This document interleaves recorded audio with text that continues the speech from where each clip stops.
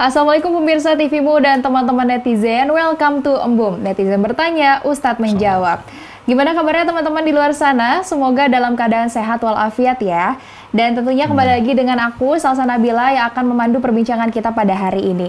Dan tentunya Salsa tidak sendiri, karena pada hari ini Salsa ditemani dengan Ustadz Nur Fajri Ramadan, yang biasa disapa dengan Ustadz Fajri.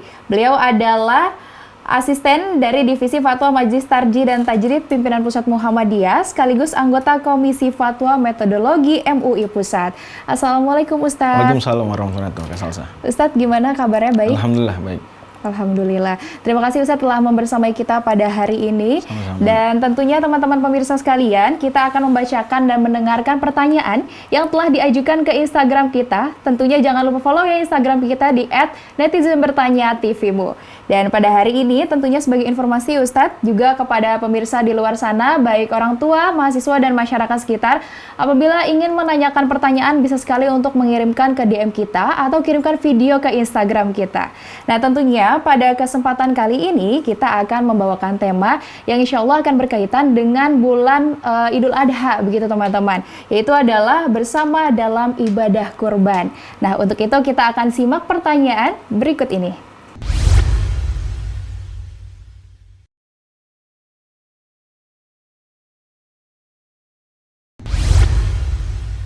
Baik, Ustadz izin saya bacakan pertanyaannya.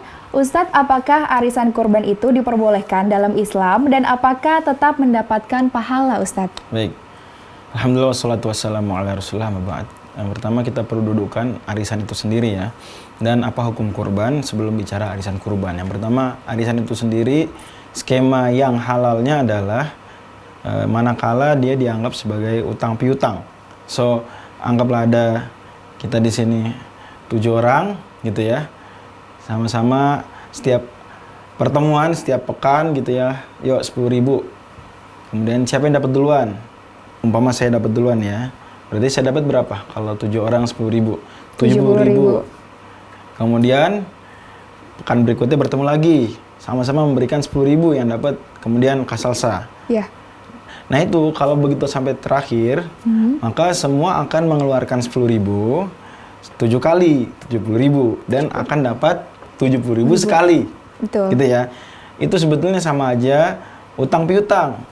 Yang dapat paling duluan itu berarti saya nih meminjam uang duluan. Pinjam dong 10.000. Setelah itu saya melunasi 10.000 demi 10.000 kan gitu ya. Betul. Sampai lunas. Yang dapat paling terakhir berarti dia mempiutangi dulu 10.000, terakhir dia apa? Nagih paling terakhir. Yang berada di tengah-tengah berarti ya ada kalanya memberi piutang, ada kalanya minta utang gitu ya. Nah, yang seperti ini dia bagian daripada utang piutang yang boleh. Nah, bahkan ayat terpanjang di Al-Qur'an surat 282 ya. Itu bicara tentang utang piutang.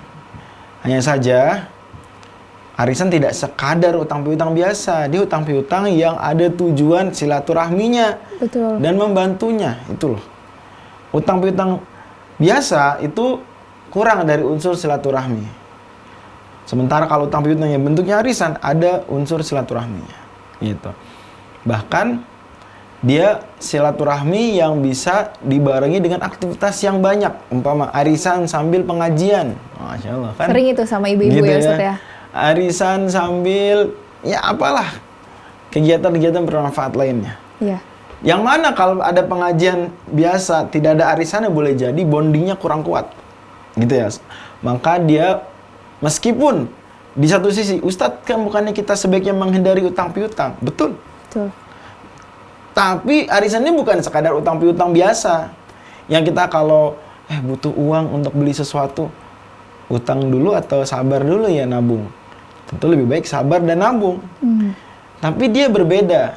Dia ada unsur apanya tadi? Silaturahminya. Sehingga justru dia satu hal yang bagus. Tidak bisa disamakan dengan utang piutang biasa yang sebaiknya dihindari. Kalau ada yang meninggal di tengah-tengah arisan bagaimana? Nggak bagus dong meninggal ada utangnya. Nah ingat tadi, karena ini arisan adalah utang piutang plus banyak amal soleh, maka tidak mengapa seandainya pun ada yang meninggal, masih ada sisa iuran arisan, tinggal diambil dari apa? Uang peninggalannya, harta warisannya kemudian dibayarkan. Atau skenario lain. Baik. Begitu ya tentang arisan. Tentang kurban sendiri ada diskusi antar ulama, tapi mayoritas ulama begitu juga Muhammadiyah hukum kurban adalah sunnah muakkadah, sunnah yang sangat ditekankan. Tapi dia berkaitan dengan kemampuan. Jadi kalau nggak mampu ya tidak dibebani. La yukallifullahu nafsan illa usaha. Di akhir surat Al-Baqarah Allah berfirman tidak membebani kecuali yang sesuai dimampuinya. Berarti pertanyaan arisan untuk berkurban sama saja pertanyaan boleh tidak kita minjem uang orang lain untuk berkurban. Kan begitu. Iya.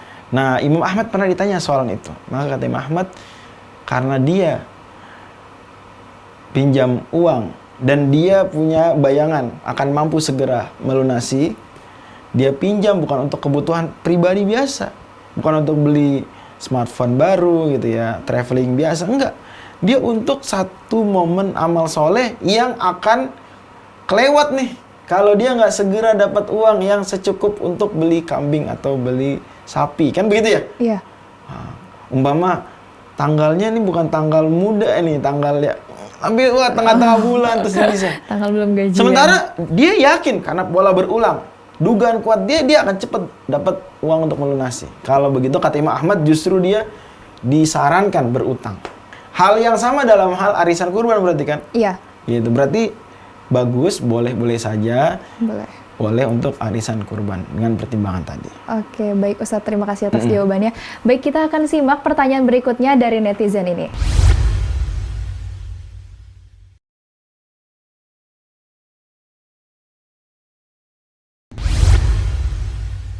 Baik, Ustadz, untuk pertanyaan selanjutnya adalah, Ustadz, kurban yang afdol itu kambing satu orang, untuk satu orang, apakah sapi yang patungan bersama-sama? Baik. Seperti itu, Ustadz.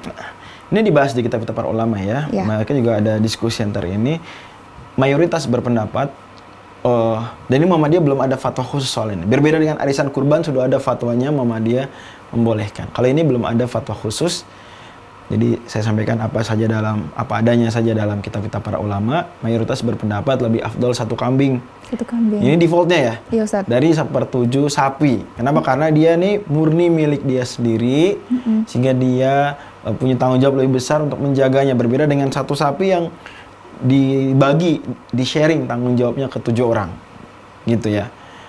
Tapi ini satu pertimbangan. Pertimbangan lain adalah dari sisi dagingnya.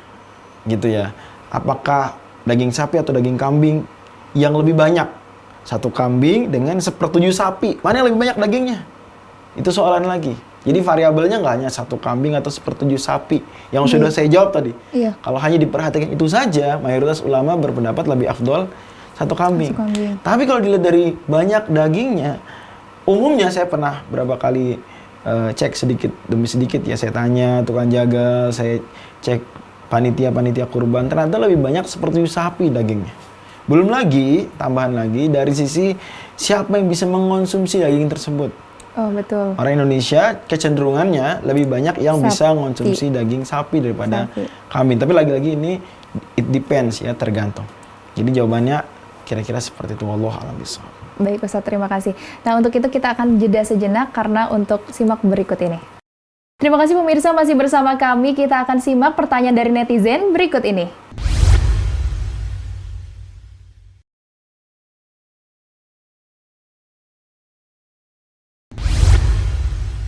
Baik Ustadz, izin saya bacakan pertanyaannya, yaitu adalah, Ustadz, boleh tidak kita berkurban atas nama orang yang telah meninggal dunia? Bagaimana Ustadz tanggapannya? Baik, isu ini isu termasuk yang ulama diskusikan, ada perbedaan pandangan antar ulama, di mana mayoritas ulama berpandangan tidak mengapa yang seperti itu, meskipun tidak diwasiatkan oleh yang mau meninggal. Baik. Ya, tidak ada orang tua meninggal, belum sempat berwasiat untuk kurban, maka mayoritas ulama berpendapat tidak mengapa dikurbankan atas namanya. Tapi sebagian ulama, begitu juga mazhab Syafi'i termasuk pendapat resminya seperti ini, dan Muhammadiyah pun pendapatnya seperti ini, adalah bahwa kalau tidak ada wasiat maka yang demikian tidak disyariatkan.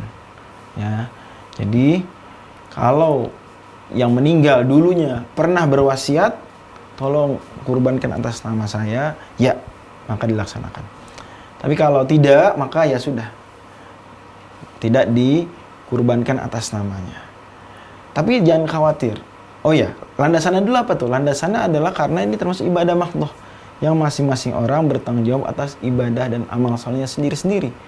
Sebagaimana kita tidak mensolatkan ya, saya mau sholat malam atas nama bapak saya yang meninggal, kira-kira gitu. Maka ada kemiripan dalam. Memang tidak benar-benar mirip, namanya juga kias, tidak betul-betul mirip.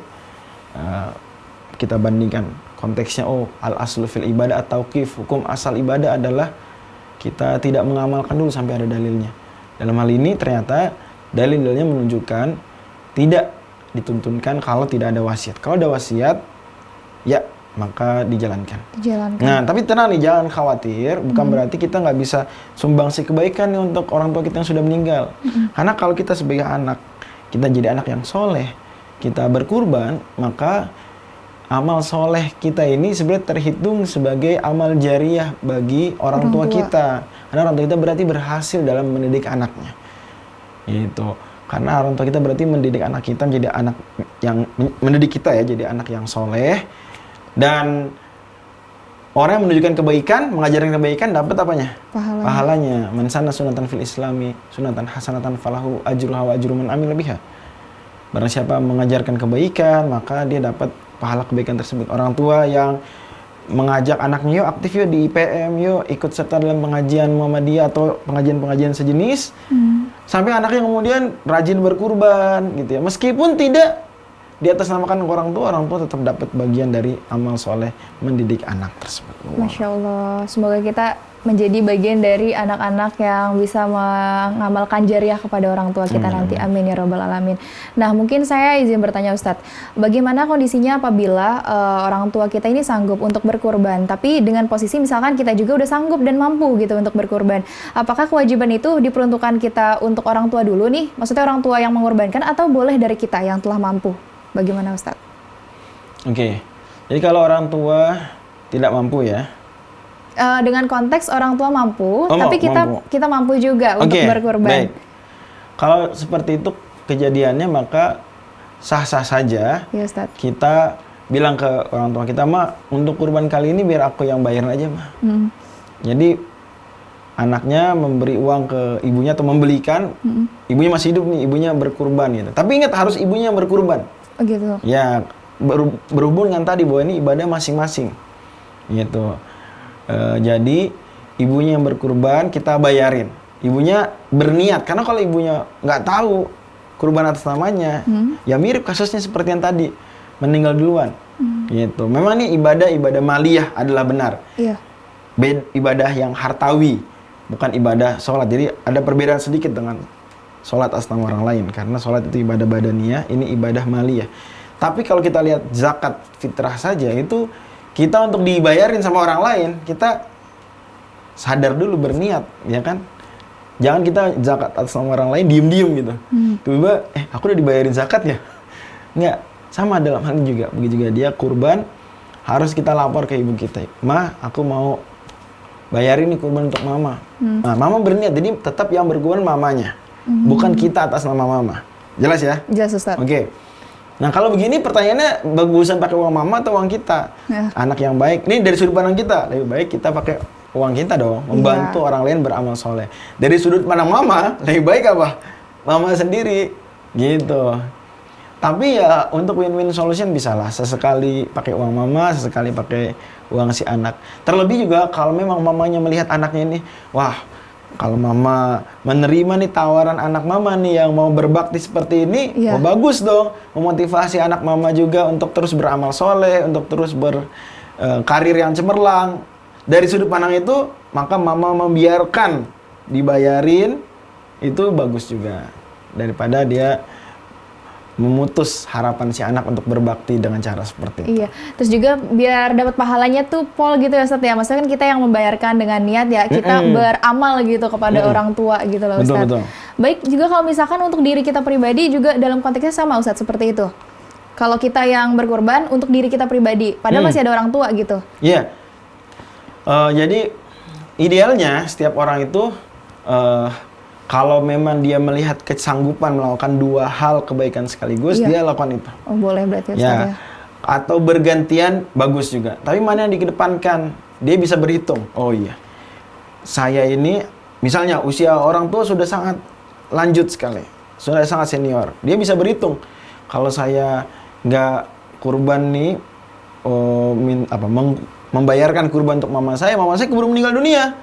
Misalnya dia punya hitungan, tentu kita berharap ya umur orang tua kita dipanjangkan dalam kebaikan. Ya Rabbal Alamin. Tapi hitungan matematis secara di atas kertasnya begitu kan, maka kita bisa prioritaskan orang tua kita dulu.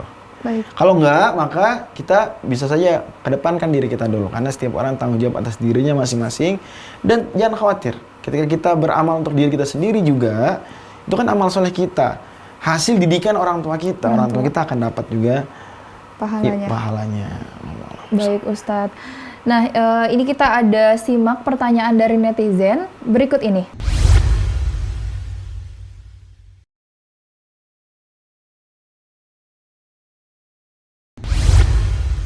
Terima kasih masih bersama kami pemirsa. Ustadz izin saya bacakan pertanyaannya. Jadi begini Ustadz, saat ini kan sudah ada peraturan mengenai boleh bayar dam haji di tanah air atau di Indonesia gitu ya. Dan apakah itu sudah sah seperti sebagaimana tanggapan dari Ustadz? Baik, ini saya juga terlibat ya dalam penyusunan dan pembahasan fatwanya.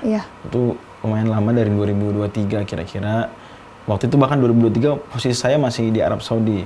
Gitu ya. Jadi kawan-kawan di pimpinan cabang istimewa Muhammadiyah Arab Saudi juga serius lah membahas soalan ini. Singkat kata, memang harus diakui mayoritas ulama nih mengatakan bahwa penyembelihan dan distribusi itu di tanah haram ya. Sebagian kemudian ulama melihat dalil-dalil yang terbuka untuk difahami itu di surat Al-Hajj ya. Itu ada yang membolehkan pemotongannya di luar tanah haram, tapi distribusi harus di tanah haram. Ada yang sebaliknya, membolehkan distribusi di luar tanah haram, tapi pemotongan harus di tanah haram. Nah, hanya saja tidak sedikit juga ulama yang kemudian berpandangan, oh, jika memang ada kondisi yang sulit, ya, atau pertimbangan lebih besar, atau menghindari mudarat lebih besar, maka penyembelihan dan juga pendistribusiannya dilakukan dua-duanya di luar tanah haram. Karena banyak setelah dicek ya, tim Majelis Tarjih juga mengecek di lapangan gitu ya, dari sisi kebutuhan di luar tanah haram gitu besar, termasuk di tanah air terhadap daging gitu ya. Kemudian juga proses penyembelihan dan distribusi daging di tanah haram juga dinilai oleh Majelis Tarjih ada problem gitu ya.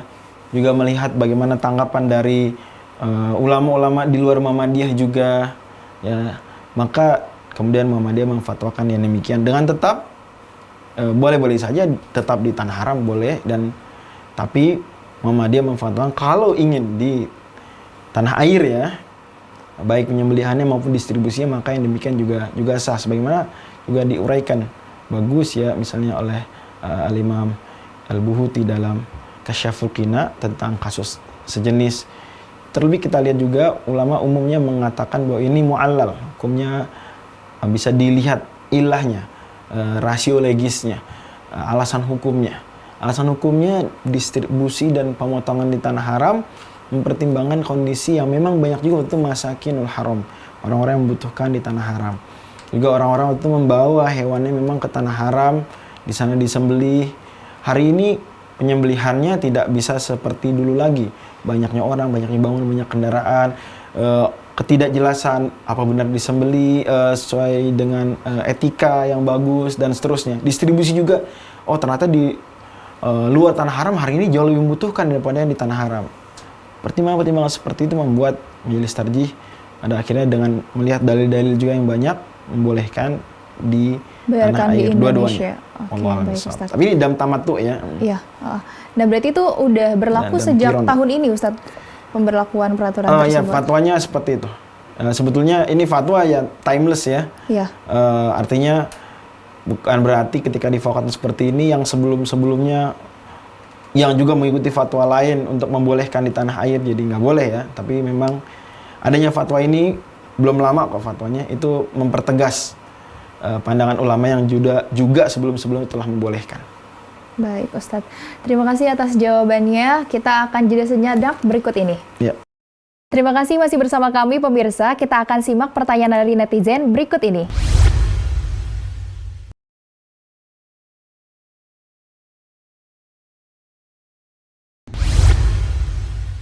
Baik Ustadz, izin saya bacakan pertanyaannya, yaitu adalah, boleh tidak ketika kita berkurban menerima dan memakan daging dari kurban yang kita kurbankan sendiri atau dari orang lain? Begitu Ustadz.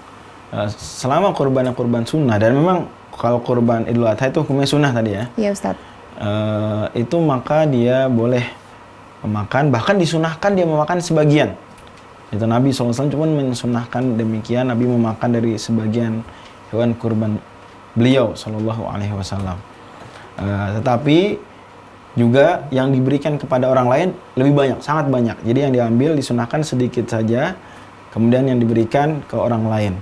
Ada hadis lain memberikan batasan lebih jelas, tapi sifatnya rekomendasi untuk orang biasa, orang umum, yaitu sepertiga dibagikan, sepertiga dikonsumsi langsung, dan sepertiga disimpan. Tapi ini konteksnya orang biasa. Kalau mau lebih bagus lagi, maka dia berikan sebanyak-banyaknya dan dia makan sedikit saja. Kalau dia nggak makan sama sekali pun nggak apa-apa, tapi disunahkan dia ngambil sedikit. Bagaimana kalau dia ambil semua justru? Ini makruh. Bahkan sebagian ulama melarang serius soalan itu ya, jadi dihindari yang seperti itu. Dia justru, buat apa dia kurban ini untuk amal sosial, ya, diberikan pada orang lain. Demikian. Tapi kalau wajib, maka nggak boleh dia makan sedikit. Contohnya nazar, dia bernazar, umpama jika keterima di tempat kerja tertentu, tes CPNS misalnya, dia akan berkurban seekor kambing. Maka kambing yang dia sembelih waktu itu nggak boleh dia makan sama sekali karena itu sembelihan nazar. Gitu Ustadz. Gitu. Nah, kalau misalkan posisinya dia bernazar, dia terima untuk keluarganya, tidak untuk dirinya. Oke, it's okay. Keluarganya, tapi dia sendiri, karena dia yang bernazar ya, dia nggak boleh mengonsumsi. Oh baik Ustadz. Oke baik. Nah mungkin ini kita udah hampir menuju penghujung acara. Nah untuk itu mungkin bisa diberikan pesan dan untuk pemirsa di luar sana Ustadz mengenai berkurban bagaimana di Indonesia dan untuk sesuai syariat Islam tentunya. Tentang kurban kita harus sadar bahwa ini amal yang sangat mulia, manfaatnya begitu besar, sehingga kita mempersiapkannya sebetulnya idealnya jauh-jauh hari. Terlepas ada skema tadi ditawarkan tentang arisan, itu cukup membantu. Iya. Karena banyak orang sebenarnya dia mampu, cuma dia nggak punya skill menabung yang bagus gitu ya. Iya betul. Dia uang banyak setiap bulan, tapi banyak langsung kepake. Boros adanya, gitu ya. Adanya tabungan seperti itu. Maaf, ada arisan itu bagus. Bagus juga kalau disediakan tabungan, jadi dia terkontrol setiap pekan. Umpamanya dia 100.000 memberi. Kalau kita pikir-pikir, berapa sih harga kambing misalnya hari ini? Let's say 4 juta misalnya. 4 juta rupiah kalau kita bagi ke 12 bulan, berarti kan 3 bulan itu 1 juta. 1 juta per 3 bulan, ya nggak? 3 bulan ada berapa pekan di situ? 12 pekan. 12. Ya. Kasarnya kalau kita 100.000 saja setiap pekan, ya nggak? Itu lebih tuh daripada uang yang dibutuhkan untuk menyembelih hewan kurban. Tentu kalau 4 juta kambing kecil mungkin hari ini ya let's say kita jadikan 6 juta atau 5 juta lah. So, kalau kita lihat jajan kita selama ini bisa jadi sepekan lebih dari 100.000. Bisa lebih dari itu bisa jadi. Itulah arisan dan juga tabungan kurban itu sangat membantu di situ buat orang-orang yang memang sulit dia mengontrol diri padahal punya niat yang baik. Sering kali baru punya niat yang baik sekarang, setelah udah bulan Syawal, udah bulan Zulqa'dah, atau bahkan udah masuk Zulhijjah, gimana nih? Nah itulah kemudian muncul ide minjem uang untuk kurban yang tadi kita bahas. Iya. Boleh, cuma sebetulnya itu kan bukan hal yang ideal. Ideal adalah kita ya menabung, dan itu pahala sendiri menabung. Berhemat, saya mau hemat lah, tidak beli banyak-banyak kopi kekinian untuk nabung gitu ya. Wah itu pahala sendiri dengan dia seperti itu. Jadi amal solehnya bahkan sudah mulai jauh-jauh hari. Iya. Berusaha menjaga diri supaya tidak boros, menabung, dan ketika sudah disembelih dibagikan kepada masyarakat yang membutuhkan, peningkatan gizi mereka, itu juga amal soleh yang luar biasa. Jangan kita anggap remeh meskipun sunnah. Sebab dia sunnah yang luar biasa, bahkan jadi hari raya sendiri ya, yaitu Idul Adha. Izin Ustadz, bukannya kalau hewan kurban itu nanti yang telah kita kurbankan gitu ya, itu akan menolong kita di akhirat seperti itu? Memang ada hadis yang mengesankan demikian, tapi Iya. hadisnya dipermasalahkan kesohihannya, ya tidak sampai level yang bisa diterima. Baik, Ustaz. Namun semua amal soleh membantu di akhirat. Iya. Semua amal soleh membantu di akhirat. Juga Allah Subhanahu wa taala di surat Al-Hajj menyebutkan la yanallaha luhumuha wala dima'uha walaki yanaluhu taqwa minkum. Bahwa yang sampai kepada Allah itu bukan dagingnya, bukan darahnya, tapi takwanya. Berarti dalam ibadah kurban ini ada implementasi takwa yang luar biasa kasal saya. Iya. Ya, bertakwa dengan menghemat, bertakwa dengan peduli, bertakwa dengan Sesama memelihara gitu tuh kan. hewan juga biar hati-hati ditariknya pelan-pelan, menyembelih Iya. dengan etika. Itu syiar lagi ya. Gitu. Untuk orang-orang semua melihat kebersihan dan etika penyembelihan yang dilakukan oleh umat Islam. Baik. Ya, terima kasih Ustadz atas jawabannya dan tidak terasa kita sudah berada di penghujung acara. Untuk itu kami mengucapkan terima kasih atas sharing-sharing hari ini dan saya Salsa Nabila yang telah memandu acara, juga seluruh kerabat kerja yang bertugas. Pamit undur diri dan sampai jumpa. Wassalamualaikum. Waalaikumsalam warahmatullahi wabarakatuh.